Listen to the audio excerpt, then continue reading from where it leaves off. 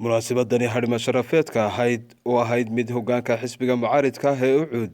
uu ku gudoomayay murashaxiinta Cadaani Xuseen Faarax oo u sharaxan golaha deegaanka caasimadda Hargeysa iyo Maxamed Xasan Saciid oo u sharaxan doorashada golaha wakiilada oo lagu qabtay magaalada Hargeysa ayaa waxaa ka soo qayb galay gudoomiyaha xisbiga mucaaridka ah ee Ucud Engineer Faysal Cali Waraabe saraakiil sare oo ka tirsan xisbiga mucaaridka ah ee Ucud salaadiinta cuqaasha odayaasha waxgaradka dhalinyarada iyo aqoon-yahanka beesha ay ka soo jeedaan labada musharax waxaana ugu horeyn intii munaasabadaasi ay socotay halkaasi ka hadlay salaadiin cuqaal odayaal iyo waxgaradka deegaanka ay ka soo jeedaan labada musharax kuwaasi oo ka codsaday gudoomiyaha xisbiga mucaaridka ah ee Ucud in labadani musharax ee ay soo xushay beeshu uu ka gudoomo 26 sanadood xusbiyadu ay jireen mid walba midna kama aan soo sharaxin meeshaadaan ku waanu ka hiilina laakiin maanta aan ku hiilina baan ku naqaado subhanahu wa ta'ala uu arrinkii naga aqbalay annagoo saaw fadhiyo nala soo hadlayno kolkaas yiri war waa laga aqbalay suldaan dadkaaga soo kaxayso sidii baan ugu nimid si wanaagsan baanu isku afgaranay gudoomiye aad beesheedan ugu mahadnaqaynaa sida wanaagsan aad noo qaabishay waan kaaga mahadnaqaynaa waan ku garab taagnay aan hadalka badinayn gudoomiye waa kuwan labadii aan xildhibaan soo dooranay ee aan dooranay dee ku kalsoonahay inaan si wanaagsan looga aqbasho ee doonayaan gudoomiye naga aqbal labada musharax ee xisbigaaga la jeclaanayna yimaadaan insha Allah waad naga jeclaan baad naga horena waad naga aqbashay maanta naga aqbasho waan u diyaar baan u nahay Faysal waxa weeyaan xisbiga kaliya ee qofkii damiirkiisu inuu jecel yahay dalkan Soomaaliland oo ku farxi karo ka hadalka barnaamijyada Soomaaliland khuseeya ka hadalka qiyamka ka fogaanshaha wixii qurunay qabyaaladu ka mid tahay xisbigana waa xisbi aad iyo aad xaqiiqatan aan ugu hanweynahay waxaanu noqon doonaa insha Allah biidmillaahi alkariim xisbi hana qaada oo Soomaaliland in badan xukumi doona biidmillaahi alkariim gudoomiye waxaad naga gudoontaa labada xildhibaan oo soo xulay naga gudoon beeshina gudoon labadaba naga gudoon waana xaqiiq kama dambayna marka beesha aan ku leedahay waa kama dambayntii halkan waxa ku fadhiya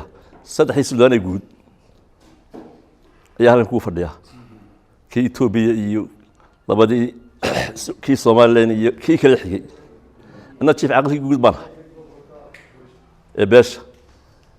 oo dhammaan chief aqal waxa marka horta cid ka maqan madax ka maqan oo dambe la taabta muu jiro sida ku gudoon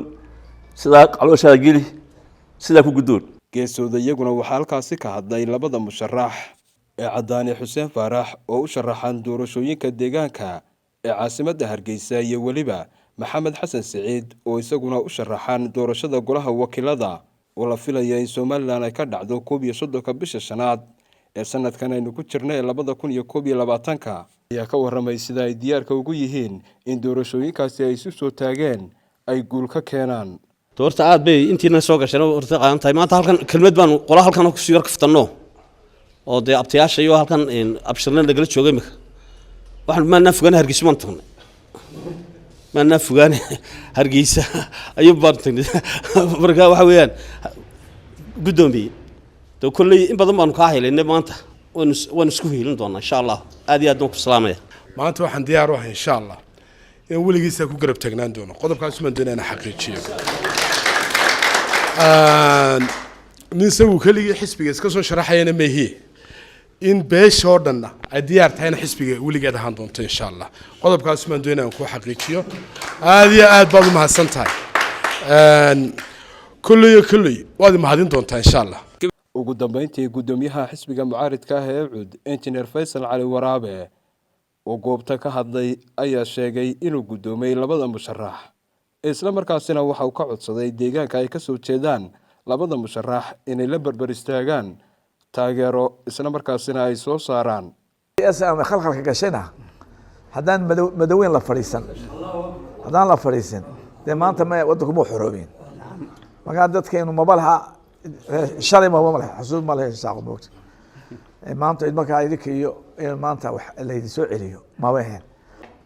haddana iyana aynu maanta nimankii xarakada bilaabay reer Somaliland oo soo doontay magaalada musharaxnimo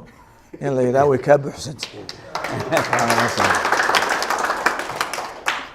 marka aniga nin baa 2 sano horta ii soo qoray kalibii soo qoray wuxuu yiri